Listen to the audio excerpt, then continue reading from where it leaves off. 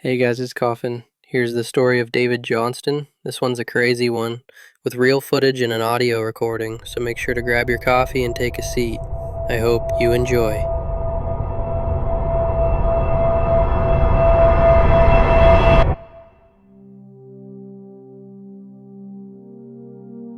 Some people die doing the thing they love, but for one man, what he loved most ended up swallowing him whole.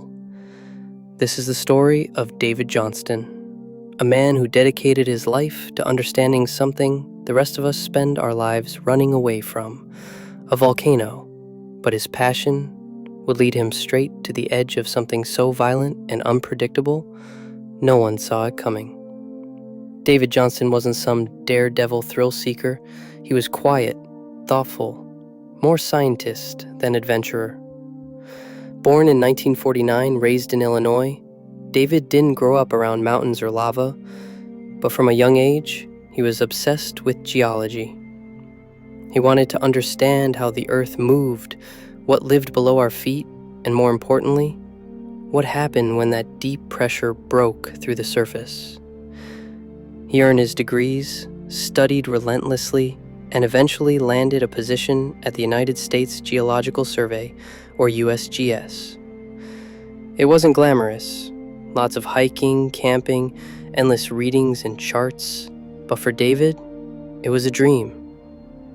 He wasn't just studying nature, he was getting close enough to hear it breathe. Then, in March of 1980, the mountain started to wake up.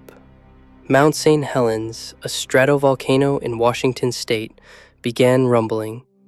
Small earthquakes, steam, a bulge forming on the north face. David and his team were immediately dispatched, but something about this felt different. This wasn't a normal geological disturbance. This was pressure building. Something was alive in there, and it was moving. David set up camp near the mountain, rotating with other scientists to monitor the volcano day and night. He wasn't afraid. He wanted to be there. In fact, he volunteered to take extra shifts.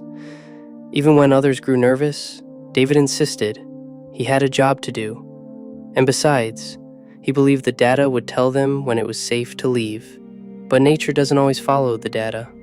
Mid-May rolled in. The forest was alive again, birds chirping, trees swaying, the sun warming the ridges. From the outside, Mount St. Helens didn't look threatening anymore, but David knew better. That bulge on the north side of the mountain was still growing, and fast.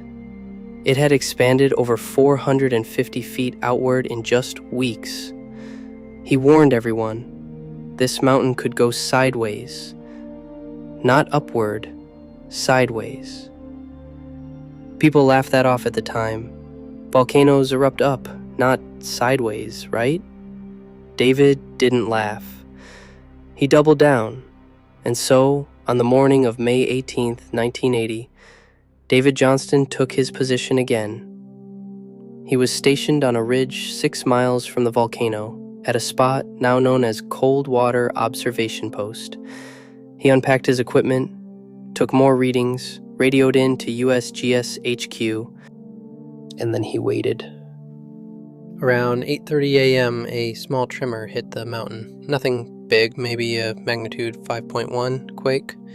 David noted it, probably just another shift under the dome. But then the earth didn't just rumble, it lurched. Something deep beneath the mountain gave way.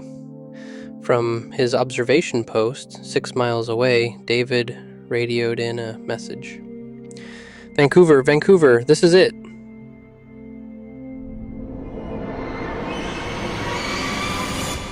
For onlookers. It was a quiet Sunday morning, May 18th, 1980. Folks in Toutle, Castle Rock, and even as far as Yakima were just getting up. Coffee brewing, newspapers on porches, church shoes by the door. Mount St. Helens stood off in the distance like always, white, still, beautiful. People were used to it. Yeah, it had been rumbling lately, but most didn't take it seriously. But just after 8:30 a.m., what David had warned everyone about happened. People walking their dogs, getting in their cars, standing at their kitchen windows, all of them froze. A massive black cloud rising over the trees like a bomb had gone off. But it wasn't just rising, it was rolling, twisting, boiling, expanding sideways. The top of the mountain was gone. People stood in the streets, pointing, not speaking. It looked like the world was ending.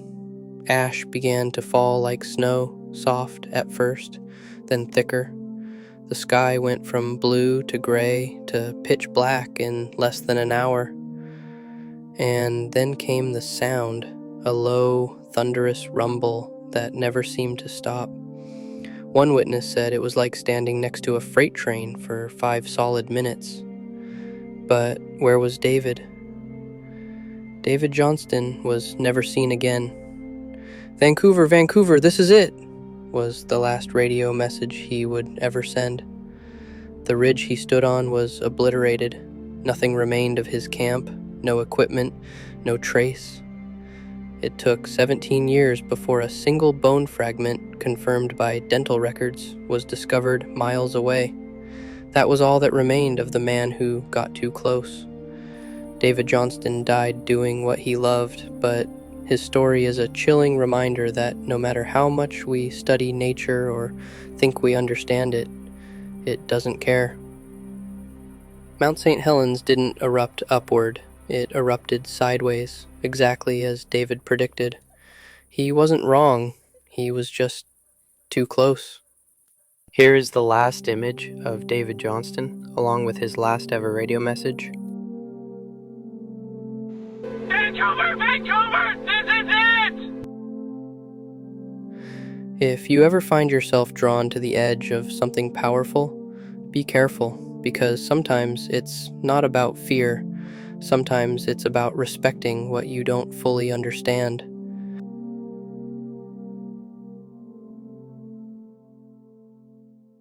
If you guys enjoyed, leaving a like and a comment would be greatly appreciated. If you have a story of your own, feel free to send it to my email, linked in the description. Take it easy.